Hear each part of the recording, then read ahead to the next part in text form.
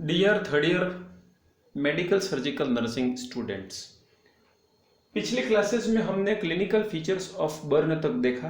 Right, clinical features के अंदर क्या क्या बर्न रिलेटेड प्रॉब्लम्स आती हैं, और आज हम बहुत इंपॉर्टेंट क्वेश्चंस की तरफ जाएंगे, इंपॉर्टेंट टॉपिक की तरफ जाएंगे।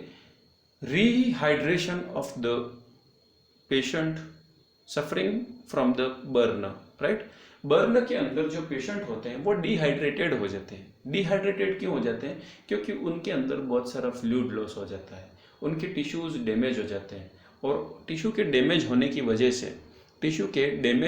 वजह से वहाँ पर फ्लूइड का लॉस हो जाना और इलेक्ट्रोलाइट का लॉस हो जाना डिहाइड्रेशन कहलाता है। तो डिहाइड्रेशन एक मेजर प्रॉब्लम है बर्न के अंदर, और लगभग जितने भी साइन एंड सिम्टम हैं वो डिहाइड्रेशन की वजह से ज़्यादा बढ़ जाते हैं या आते हैं। तो डिहाइड्रेशन को सबसे पहले यहाँ पर रीहाइड्रेट करना, वापस उसका हाइड्रेशन करना, वापस उसमें फ्लूइड इंस्टॉल करना, वापस उसके अंदर इलेक्ट्रोलाइट रिप्लेस करना, यही चीज़ क्या कहलाती है? Rehydration of the patient. तो यहाँ पर हमारा जो टॉपिक है बर्न का, वो टॉपिक है management of the burn. Right, management of burn और management of the patient suffering from the burn. Right, management of the patient suffering from the burn, जो बर्न पेशेंट्स हैं उनका मैनेजमेंट किस तरह से किया जाए। तो पहली चीज़ तो मैं आपको ये बताऊंगा कि first point one by one जो मैनेजमेंट है, जो कॉमन मैनेजमेंट है, उनके बारे में हम डिस्कस करेंगे। फिर फ्लूइड रिलेटेड, रीहाइड्रेशन रिलेटेड इसमें क्या क्या फॉर्मूला है वो मैं आपको बताऊंगा। तो फर्स्ट पॉइंट अपन जो मैनेजमेंट की यदि बात करें, राइट, तो मैनेजमेंट में फर्स्ट आपको यह ध्यान रखना है कि maintain the airway. Maintain the airway. किसी भी पेशेंट को यदि इमरजेंसी में यदि वो पेशेंट है, राइट, यदि वो पेशेंट इमरजेंसी में है तो उसका एयरवे जो है उसको मेंटेन रखना हमारी पहली जिम्मेदारी बनती है। क्योंकि एयरवे यदि सही है तो उसे प्रॉपर ऑक्सीजन मिलेगा और उसके जो वाइटल ऑर्गन है वो प्रॉपर अमाउंट में ऑक्सीजन ले पाएंगे, और जो वाइटल जो मेन इंपॉर्टेंट फंक्शंस हैं जो यदि नहीं हो तो कार्डियक अरेस्ट या रेस्पिरेटरी अरेस्ट आ सकता है। तो उन फंक्शंस को कंटिन्यूअस रखने के लिए फर्स्ट पॉइंट अपना रहता है एयरवे। राइट, तो कोई भी यदि पेशेंट है, किसी भी कंडीशन का पेशेंट है, चाहे वो बर्न का हो, एक्सीडेंटल हो, या अदर कोई एनाफाइलेक्टिक शॉक रिलेटेड पेशेंट हो, तो सभी तरह के पेशेंट में सबसे पहली प्रायोरिटी ये बनती है कि उसका एयरवे ओपन होना चाहिए, एयरवे क्लियर होना चाहिए, और एयरवे से रिलेटेड जो फंक्शन है वो भी उसमें होना चाहिए। मीन्स ब्रीदिंग प्रॉपर होनी चाहिए। राइट, इसके साथ ही सर्कुलेशन अच्छा होना चाहिए, ब्लड सर्कुलेशन इसका अच्छा होना चाहिए। राइट, हार्ट फंक्शन इसके अच्छे से होने चाहिए, और इस पेशेंट का लेवल ऑफ कॉन्शियसनेस होना चाहिए। क्योंकि यदि अनकॉन्शियस रहेगा तो जो भी रेस्पिरेटरी सिक्रीशंस जो हैं, राइट, या अपन कह सकते हैं कि ओरल सिक्रीशंस जो हैं वो इसके रेस्पिरेटरी ट्रैक में जाकर पेशेंट को रेस्पिरेटरी अटैक्स करवा सकते हैं, पेशेंट रेस्पिरेटरी कोलैप्स हो जाएगा। तो यहाँ पर रेस्पिरेटरी फंक्शन को सबसे पहली प्रायोरिटी दी गई है।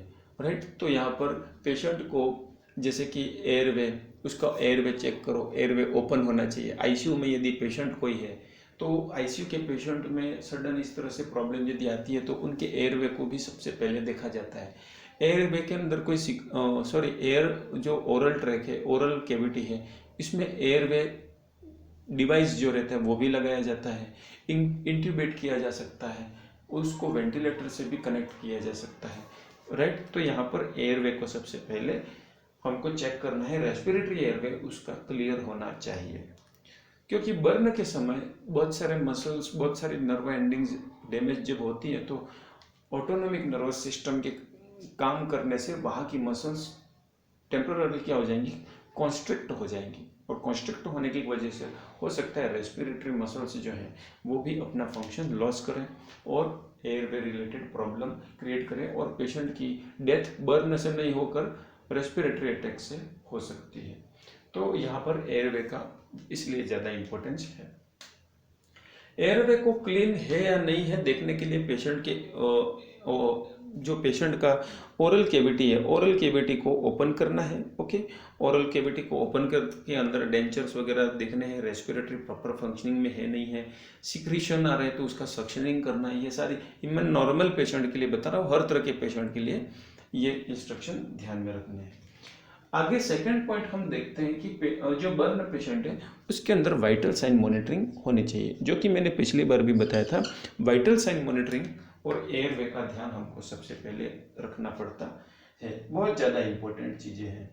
और ये जो वाइटल साइन है एवरी 15 मिनट होना चाहिए। यदि कोई फ्यूचर में क्वेश्चंस आपके सामने टकरा जाए तो आपको आंसर याद होना चाहिए कि एवरी 15 मिनट्स के अंदर, राइट, एवरी 15 मिनट्स, हर 15 मिनट के अंदर, एवरी 15 मिनट्स के अंदर आपको क्या करना है, वाइटल साइन मॉनिटर करने हैं बर्न वाले पेशेंट को। आगे बढ़ेंगे, establishment of the IV line, क्योंकि यहाँ पर बर्न हो गया है, बहुत सारा फ्लूइड लॉस हो गया है, न जाने कब आईवी फ्लूइड देने की जरूरत पड़ जाए। हालांकि जरूरत पड़ जाती है, राइट, और सडनली ही पड़ जाती है, इसीलिए हमको यहाँ पर आईवी लाइन ले लेनी है। बर्न वाले पेशेंट को यदि कोई अदर कॉम्प्लिकेशन नहीं है, जैसे कि कोई इसको पहले से कोई सर्जरी, हैंड में सर्जरी या फिर इस रिलेटेड या न्यूरोलॉजिकल या पैरालिसिस रिलेटेड यदि प्रॉब्लम नहीं है, नॉर्मल पर्सन है और बर्न में एडमिट हुआ है वो, तो उसे आईवी लाइन की ज़रूरत पड़ती है और वो हमें एस्टैब्लिश यहाँ पर कर देनी है, क्योंकि इमरजेंसी कंडीशंस में बहुत सारी मेडिसिन इसी आईवी लाइन के थ्रू बॉडी के अंदर जाएंगी। इसके बाद हम आगे बढ़ते हैं, इन्फ्यूज़न, राइट, इन्फ्यूज़न किस तरह से दिया जाए।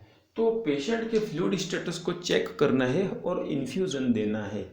इन्फ्यूज़न, राइट, पेशेंट के फ्लूइड स्टेटस को चेक करना है और इन्फ्यूज़न देना है। अब ये इन्फ्यूज़न कैसे देना है वो अपन इसके बाद डिस्कस करेंगे नेक्स्ट में। किस तरह से इन्फ्यूज़न देना है, क्या डोज रखना है, कैसे कैलकुलेट करना है, क्या अमाउंट रखना है, कब देना है, कितने टाइमिंग में देना है, वो सारी चीज़ें हम इन्फ्यूज़न का आगे डिस्कशन करेंगे डोज फ्लूइड इलेक्ट्रोलाइट इन्फ्यूज़न के साथ। अभी मैं इन पॉइंट्स को कंप्लीट करता हूँ और उसके बाद इन्फ्यूज़न को हम डिटेल में देखेंगे। इसके बाद नेक्स्ट है insert the indwelling urinary catheter. Urinary catheter की यहाँ पर भी जरूरत पड़ सकती है। इंसर्ट द इनवेडलिंग, इंसर्ट और इनवेड यूरिनरी कैथेटर का मतलब यह है कि पर्सन जो है उसका लेवल ऑफ कॉन्शियसनेस अभी अल्टर्ड हो गया है, क्योंकि जब पर्सन बर्न होता है, राइट, तो उसमें इलेक्ट्रोलाइट के लॉस होते हैं और इलेक्ट्रोलाइट और फ्लूइड के लॉस होने के कारण से, पर्सन का जो ब्रेन है उस ब्रेन को प्रॉपर इलेक्ट्रोलाइट नहीं मिल पाते हैं, प्रॉपर O2 नहीं मिल पाती है, और इसी कारण से और ऑटोनॉमिक फंक्शन इसके अंदर डिस्टर्ब होने के कारण से जो ब्लडर है उसके अंदर मोटर मूवमेंट नहीं आ पाते हैं। मीन्स ये कि उसके अंदर जो फ्लूइड है, जो ब्लडर के अंदर यूरिन है, वो वहीं पे रहता है, वो एक्सपेल्ड आउट नहीं हो पाता है because of the lack of the contraction in the urinary bladder. Urinary bladder में कॉन्ट्रैक्शन की क्षमता कम होने के कारण से person can not urinate and can not wash out urine outside the body. Urine को बॉडी से बाहर निकालने के लिए वो सक्षम नहीं होता है, इसीलिए, और लेवल ऑफ कॉन्शियसनेस डाउन होता है पर्सन का, इसीलिए वहाँ पर यूरिनरी कैथेटर की जरूरत पड़ती है, राइट। तो मैं आपको ये कहना चाह रहा था कि मैनेजमेंट ऑफ द बर्न वाले पेशेंट को उसका मेंटेन करना है। क्या मेंटेन करना है कि उसको एयरवे जो है वो मेंटेन है कि नहीं है, राइट, एयरवे का ध्यान रखना है। दूसरा, वाइटल साइन मॉनिटरिंग करनी है एवरी 15 मिनट में। तीसरा, आईवी फ्लूइड के लिए लाइन डाल देनी है। आईवी फ्लूइड क्या चढ़ाना है, कैसे चढ़ाना है मैं अभी बताऊंगा, उसके बाद चढ़ाना है। अभी आपको तो आईवी फ्लूइड की लाइन ही डालनी है। इसके बाद आईवी फ्लूइड कैसे होता है, क्या होता है, इसको भी अपन डिस्कस करने वाले हैं। और यूरिनरी कैथेटर भी पेशेंट को इंसर्ट हो जाना चाहिए। आगे बढ़ते हैं, ओपियोइड एनाल्जेसिक्स वगैरह दिया जाता है, राइट। ओपियोइड एनाल्जेसिक्स क्यों दिया जाता है? To relieve the pain. Patient को टेम्पररी पेन को रिलीफ करने के लिए ओपियोइड एनाल्जेसिक्स पेशेंट को दिए जाते हैं, ताकि उस समय जो पेशेंट को पेन हो रहा है उससे पेशेंट को भी राहत मिलता जाए और हम ट्रीटमेंट की स्ट्रेटेजीज बनाते जाएं, राइट। तो यहाँ पर आगे और बढ़ेंगे कि पेशेंट को यदि हाइपोथर्मिया है, राइट, तो उसका टेम्परेचर लॉस भी होता है, राइट। पेशेंट जो है, पेशेंट के अंदर बहुत सारा फ्लूइड जो है वो लॉस होने के कारण से, राइट, पेशेंट का जो फ्लूइड है वो लॉस होने के कारण से उस पेशेंट के अंदर टेम्परेचर की कमी आ जाती है, क्योंकि स्किन, हमारी जो स्किन है वो फ्लूइड को संभाल के रखती है। तो फ्लूइड जब संभला हुआ रहेगा अंदर, तो वो अपने साथ अंदर टेम्परेचर को भी संभाल के रखता है। लेकिन जब स्किन डैमेज हो जाती है तो फ्लूइड ओपन हो जाता है, फ्लूइड का वाष्पोत्सर्जन हो जाता है। फ्लूइड जैसे ही उड़ता है, राइट, जैसे ही हवा में उड़ जाएगा तो साथ में वो अपने टेम्परेचर भी लॉस कर देता है। बॉडी के टेम्परेचर को मेंटेन करने के लिए स्किन का बहुत बड़ा रोल होता है। जब स्किन डैमेज हो जाती है तो यहाँ पर जो फ्लूइड है, जो डैमेज्ड स्किन है, इनके लॉस होने के कारण से बॉडी का जो टेम्परेचर है वो सडन लॉस होने लगता है, और इस कंडीशन को अपन कहते हैं हाइपोथर्मिया। और बर्न वाले पेशेंट में हाइपोथर्मिया के चांस भी रहते हैं। तो यहाँ पर जो रूम है वो कैसा होना चाहिए, थोड़ा हॉट रूम होना चाहिए, और जो कूल रूम जो है, ठंडे रूम जो है, एसी वेसी, वो यहाँ पे अवॉइड करने चाहिए, राइट। तो आईसीयू में जब पेशेंट, बर्न का पेशेंट रहे तो एसी को अवॉइड करना होता है, या फिर बर्न को अलग ही आइसोलेटेड चैम्बर में रखा जाता है जहाँ पर एसी जो है वो वार्म एसी का काम करे, राइट। मीन्स वहाँ पे जो एयर आए वो हॉट एयर आए। तो इन चीज़ों का ध्यान रखा जाता है, या रूम वार्मर का उपयोग किया जाता है पेशेंट के साथ। तो ये सब चीज़ें हो गई, क्या हो गई, बर्न का मैनेजमेंट के लिए। इसके बाद दूसरा, ये लास्ट पॉइंट, इंपॉर्टेंट पॉइंट बताना चाहूँगा इसमें, कि बर्न के अंदर जो स्किन डैमेज होती है, तो स्किन डैमेज होने के कारण से उसमें इन्फेक्शन के चांसेस रहते हैं, क्योंकि स्किन जैसे ही डैमेज होती है तो कंप्लीट वुंड, ओपन वुंड की तरह बॉडी होती है, पूरी बॉडी क्या होती है, ओपन वुंड की तरह होती है। और उस बॉडी में कहीं डैमेज ना हो जाए, कहीं इन्फेक्शन नहीं लग जाए, क्योंकि सबसे ज़्यादा चांसेस होते हैं इन्फेक्शन लगने के। तो सपोज करो ये पर्सन है और ये सुपाइन पोजीशन में अभी स्लीपिंग में है, राइट, और ये पर्सन जो है वो बर्न पर्सन है, राइट, बर्नड पेशेंट है। तो बर्नड पेशेंट के ऊपर मक्खियाँ बैठ सकती हैं, क्योंकि उस पर ओपन वुंड है, राइट। तो यहाँ पर इंसेक्ट बैठ सकते हैं, यहाँ का जो एयर है वो कंटामिनेटेड, हॉस्पिटल की जो एयर है वो भी कंटामिनेटेड रहती है।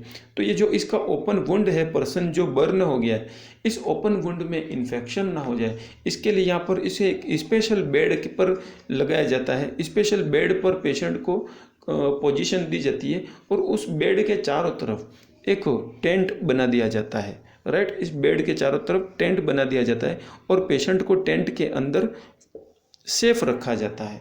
ये टेंट जो है वो कपड़े का हो सकता है, जिसको अपन बेड क्रेडल कहते हैं या बर्न बेड कहते हैं। इसके अंदर पेशेंट कंप्लीटली सेफ रहता है, ताकि बाहर से कोई भी इंसेक्ट या एयर डायरेक्ट कांटेक्ट में ना आए और पेशेंट को इन्फेक्शन ना दे जाए, राइट। नहीं तो यदि इन्फेक्शन यदि हो तो वो इन्फेक्शन बैक्टीरियल हो सकता है, वायरल हो सकता है, फंगल हो सकता है। तो उस इन्फेक्शन की रेट को कम करने के लिए हम साथ में मेडिसिन के रूप में एंटीबायोटिक्स भी यहाँ पर पेशेंट को देते हैं, राइट। तो क्या क्या बताया मैंने, एयरवे मेंटेन करना है, वाइटल साइन मॉनिटरिंग करनी है, आईवी लाइन लेनी है, यूरिनरी ट्रैक के अंदर से यूरिन पास आउट के लिए यूरिनरी कैथेटर लगाना है, इन्फ्यूजन स्टार्ट करना है, ओपियोइड एनाल्जेसिक्स देनी है, और एंटीबायोटिक्स वगैरह देनी है, और पेशेंट को आइसोलेट भी किया जाता है। अलग से ऐसे चैम्बर में रखा जा सकता है जहाँ पे अदर पेशेंट का इन्फेक्शन उसके कांटेक्ट में ना आए, राइट। तो ये सब चीज़ें क्या हो गई, मैनेजमेंट ऑफ द बर्न। लेकिन बात यहीं पे ख़त्म नहीं होती है दोस्तों, बात आगे भी इस तरह से बढ़ेगी कि सबसे इम्पोर्टेंट जो अपना आज पढ़ने का था वो है रिहाइड्रेशन थेरेपी। क्या है, रिहाइड्रेशन थेरेपी। रिहाइड्रेशन, बर्न वाले पेशेंट को रिहाइड्रेट कैसे किया जाए, बर्न वाले पेशेंट को फ्लूइड कैसे दिया जाए, बर्न वाले पेशेंट का डोज कैसे सेट किया जाए, बर्न वाले पेशेंट को कितना वॉल्यूम दिया जाए, बर्न वाले पेशेंट को फर्स्ट डे कितना दिया जाए, सेकंड डे कितना दिया जाए, कौन से फॉर्मूले से दिया जाए, ग्लूकोज दिया जाए या ना दिया जाए। तो इन सब चीज़ों को अपन डिस्कस करेंगे इसके अंदर। तो पहली चीज़ तो ये कि यहाँ पर पार्कलैंड फॉर्मूला, राइट, सबसे ज़्यादा उपयोग किए जाने वाला एक फॉर्मूला है पार्कलैंड फॉर्मूला, जिसको अपन सबसे पहले पढ़ेंगे और इम्पोर्टेंट भी है, पूछा जाता है। पार्कलैंड फॉर्मूला जो कि आपके बर्न पेशेंट को देने वाले फ्लूइड को कैलकुलेट करने के लिए यूज किया जाता है। मतलब कि पार्कलैंड फॉर्मूला से ही आपको फ्लूइड कैलकुलेट करना है कि पर्सन को कितना फ्लूइड दिया जाए, राइट। तो यहाँ पर जो पार्कलैंड फॉर्मूला है, इसके लिए मैं लिखना चाहूँगा कि यहाँ पर जो फ्लूइड, वैसे वस्तुतः अपन जो फ्लूइड देते हैं वो ECG देते हैं, राइट। नॉर्मली जो 3 तरह के फ्लूइड देते हैं वो ECG नाम से फ्लूइड देते हैं। कौन कौन से फ्लूइड ये हैं तो मैं बता देता हूँ। ई मतलब इलेक्ट्रोलाइट टाइप के फ्लूइड अपन देते हैं। दूसरे देते हैं कोलॉइड टाइप के फ्लूइड, कोलॉइड, राइट, कोलॉइड। और तीसरा होता है ग्लूकोज, राइट, इस तरह से। तो इलेक्ट्रोलाइट के अंदर तो NS हो गया और RL हो गया, NS हो गया, RL हो गया, ये किस में आ गया, इलेक्ट्रोलाइट के अंदर आ गया। कोलॉइड के अंदर आपका जैसे कि ब्लड हो गया या प्लाज्मा हो गया या ब्लड प्रोडक्ट हो गए, तो ये कोलॉइड फ्लूइड में आते हैं। और ग्लूकोज का मतलब जो आप डेक्सट्रोज देते हैं, ग्लूकोज की कमी को पूरा करने के लिए देते हैं, तो ये ग्लूकोज आ गया, राइट। तो अब मैं इसको स्पेस बनाने के लिए मिटाना चाहूँगा कि ECG के अंदर, राइट, पार्कलैंड फॉर्मूला जो है, इसमें पहला जो अपन फ्लूइड देते हैं वो इलेक्ट्रोलाइट फ्लूइड देते हैं। और इलेक्ट्रोलाइट फ्लूइड में क्या होता है, किस तरह से दिया जाए, तो इलेक्ट्रोलाइट फ्लूइड NS भी दे सकते हैं और RL भी दे सकते हैं। डिपेंड करता है कि पेशेंट के अंदर क्या लॉस हुआ है और या क्या सूटेबल रहेगा, राइट। इस पर डिपेंड करता है कि NS दिया जाए या RL दिया जाए। अब हम आगे बढ़ेंगे किस तरह से फ्लूइड को देना है। तो यहाँ पर सीधा सा फॉर्मूला आपको एक याद रखना है कि 4 ml पर kg पर TBSA फ्लूइड आपको पेशेंट को देना है। कितना देना है, 4 ml पर kg पर TBSA। का मतलब ये है कि यदि कोई 60 किलो का आदमी, यदि कोई 60 kg का पेशेंट यदि है और वो 10% बर्न है, कितना है, 10%, राइट। TBSA मतलब कितना परसेंट बर्न है, तो 60 kg का पर्सन ही है और यदि इसको बर्न कितना हुआ है, 10%। मैं लिखने के लिए इस राइटिंग को थोड़ा बड़ा करना चाहूँगा, राइट। तो यहाँ पर यदि कोई पर्सन 60 kg का पर्सन है, कितना पर्सन है, 60 kg का पर्सन है और वो 60 kg का पर्सन 10% जल जाता है। सपोज करो कि उसका वन हैंड और ग्रोइन एरिया पूरा कंप्लीटली जला हुआ है, तो वन हैंड का 9% हो गया और ग्रोइन का 1% हो गया, तो टोटल ये 10% यदि पर्सन जला हुआ है तो उसको कितना फ्लूइड देंगे। तो यहाँ पे हमने क्या लिखा है, 4 ml पर kg पर बॉडी वेट, 4 ml पर kg पर TBSA। तो यहाँ पर 4 ml, राइट, तो 4 ml का क्या करेंगे हम, यहाँ पे इसमें मल्टीप्लिकेशन करेंगे पर TBSA, पर प्रतिशत। तो यहाँ पर हमने क्या किया, 4 × 60 × 10, समझ में आ गया।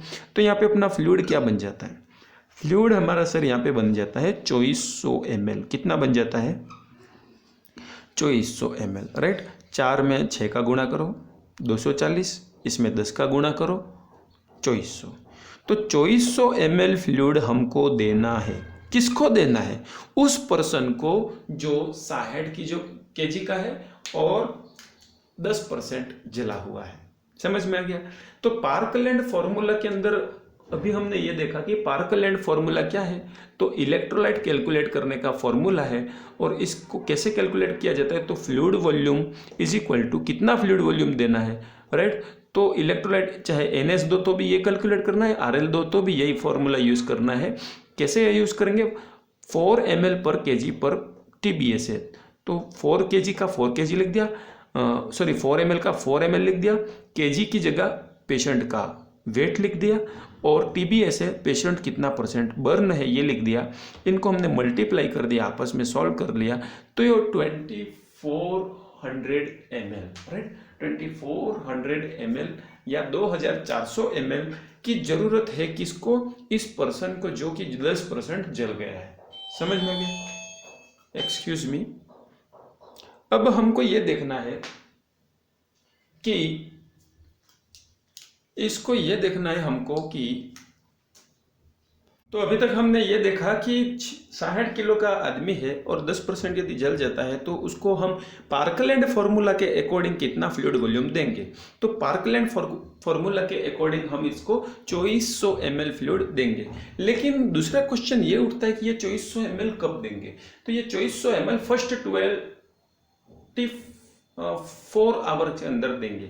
मतलब कि पार्कलैंड फॉर्मूला के अंदर हमने जो फ्लूइड वॉल्यूम कैलकुलेट किया है ये हमको देना है फर्स्ट 24 आवर के अंदर देना है। मतलब पहले दिन ही दे देना है, राइट, पहले दिन ही दे देना है। का मतलब यह है कि यदि आज कोई 12 बजे, राइट, आज कोई 12 बजे यदि पेशेंट जल जाता है तो वो कल 12 बजे तक उसको ये 2400 ml फ्लूइड दे देना है, राइट।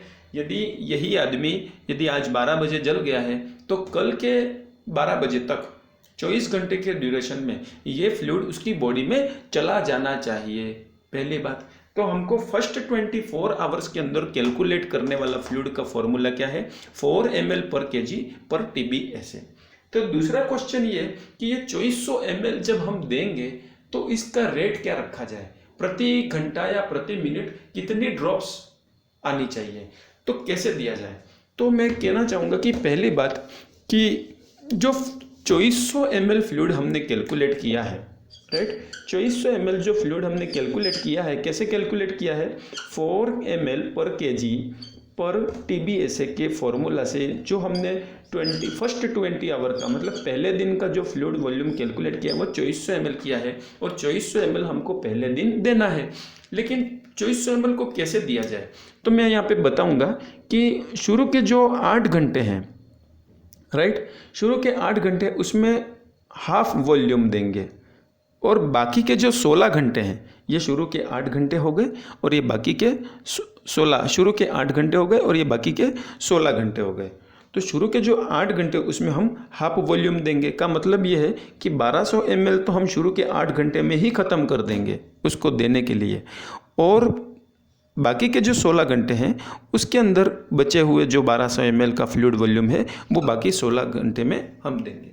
इसका मतलब ये कि 2400 ml जो देना है जिसमें से 1200 ml हम शुरू के 8 घंटों में ख़त्म करेंगे और दूसरे जो 1200 ml बचा है फ्लूइड उसको बाकी के 16 घंटे में ख़त्म करेंगे। तो इस तरह से टोटल 24 घंटे के अंदर 2400 ml हो जाएगा, राइट। तो यहाँ पर हम 8 घंटे के हिसाब से जो 1200 ml यदि ख़त्म करते हैं तो उसकी रेट क्या रखी जाए, ये आपका होमवर्क है, इसको आपको सॉल्व करना है, राइट। और 16 घंटों में यदि 1200 ml देना है तो इसकी रेट क्या रखी जाए, ये भी होमवर्क है, राइट। तो ये आपको कैलकुलेट करना है। यहाँ पे आपको जो रेट रखनी है उसी रेट को यहाँ पे क्या कर देना है, आधा कर देना है, क्योंकि इसमें डबल टाइम दे सकते हैं हम, तो रेट को क्या हम आधा कर देंगे। तो ये आपका सॉल्यूशन यहाँ पर आ जाएगा। लेकिन ये बात हुई फर्स्ट 24 आवर की, ये किसकी बात हुई, फर्स्ट 24 आवर की। सेकेंड 24 आवर्स में हम क्या करते हैं, तो सेकेंड 24 आवर के अंदर हम ये करते हैं, इसको मैं मीठा देना चाहूँगा, राइट। तो फर्स्ट 24 आवर में हमने क्या किया, फर्स्ट 24 आवर में हमने 24 ml जो अमाउंट था इसके अंदर हाफ जो है वो 8 घंटे में दिया और सेकेंड हाफ जो है वो हमने 12 घंटे में ख़त्म कर दिया।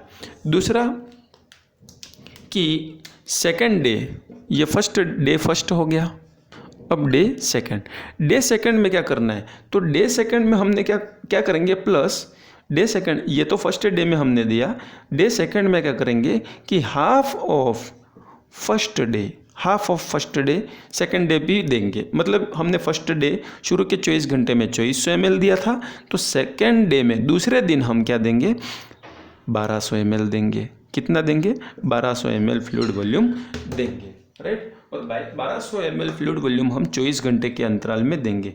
तो 24 घंटे में 1200 ml देने के लिए रेट क्या रखनी है, ये रेट भी क्या करना है आपको घर पे इसको सॉल्व करना है। होमवर्क की बात, यदि कोई पर्सन है उसको 1200 ml फ्लूइड देना है और 24 घंटे तक वो फ्लूइड कंटिन्यूअस चलना चाहिए, तो क्या रेट से दिया जाएगा। आगे बढ़ेंगे, ऑलराइट। तो ये हो गया अपना, क्या हो गया, पार्कलैंड फॉर्मूला। क्या हो गया? Parkland formula. नेक्स्ट क्लास के अंदर हम देखेंगे ईवान फॉर्मूला, ब्रुक फॉर्मूला और ब्रुक का मॉडिफाइड फॉर्मूला। बाकी 3 फॉर्मूला हम देखेंगे नेक्स्ट क्लास में।